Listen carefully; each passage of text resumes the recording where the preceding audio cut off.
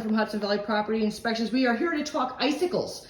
So we were talking about icicles on the roof and how people get those fancy heater things on their roof. Heat tape. All right. So is that the solution or is that a Band-Aid? That is a Band-Aid.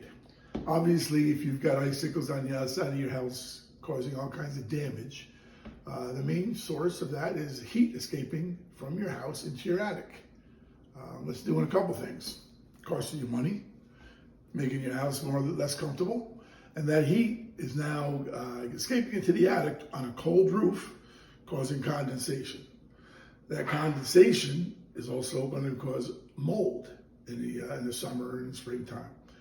But what it's doing is it's melting that snow, which comes down the roof to the overhang where it refreezes, hence the icicles. So what is the real fix, not the Band-Aid? Insulate your attic. Get proper insulation. It'll save you a lot of money in heat loss. It'll eliminate the icicles. It'll eliminate the mold issue. And you can also get tax credits if you talk to your electrical provider.